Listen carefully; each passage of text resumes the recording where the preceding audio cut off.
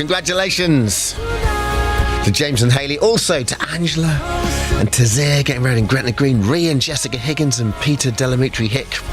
Great names.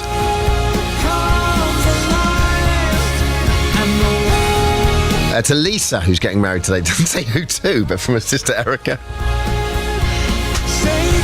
And to Paddy and Binky Beaumont as well. Congratulations, one and all. Thanks so much for listening today. Our thanks to Angela Scanlon, Andrei Shevchenko and Emma Hayes. Next week, Tom Allen's here for Big Expectations, the play. And we hook up with the festival this week. Claudia's up next. Have yourselves a wonderful Saturday. News up next. This is Radio 2. On BBC Sounds. And on your smart speaker. Play BBC Radio 2. BBC News at 10 o'clock. This is Claire Ronacres. President Biden has defended his decision to provide Ukraine with cluster bombs, which are banned by more than 120 countries. He said he'd become convinced the move was necessary because Ukrainian forces were running out of ammunition in their counter-offensive against Russia. NATO members will meet in Lithuania for a summit on Tuesday, with Ukraine appealing for entry into the alliance.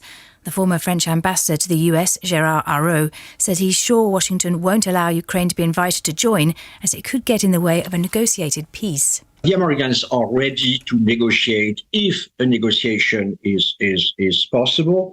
And they consider that taking into NATO Ukraine, in a sense, could prevent any negotiations from being launched. Because for the Russians, Ukraine in NATO is a nightmare.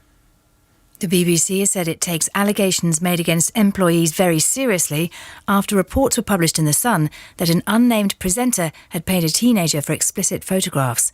The paper says the youngster's family had complained to the corporation in May and had been dismayed that the presenter had remained on air since. The BBC said it had actively tried to contact the family about the complaints but had received no reply. The organisers of this weekend's British Grand Prix at Silverstone are using facial recognition technology to try to counter fears that environmental activists might disrupt the race. People from the Just Stop Oil group have managed to evade security at several sporting events, including the World Championship Snooker, an Ashes Test match, and most recently the tennis at Wimbledon.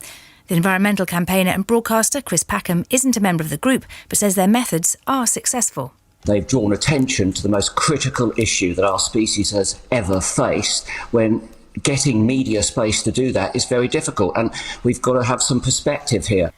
The BBC has discovered that more than 700,000 households didn't receive the help with their energy bills that they were entitled to.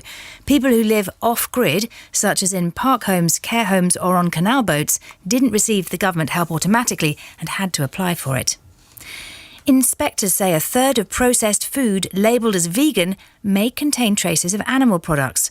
A report using data from Kent and Hampshire has been published by the Chartered Trading Standards Institute. Kerry Nichol works on policy and campaigns for the Institute.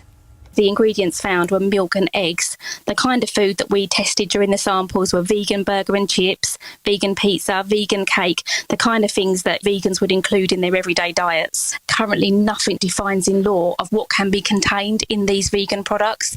Allergen sufferers could be unwillingly eating something that could make them seriously ill or worse.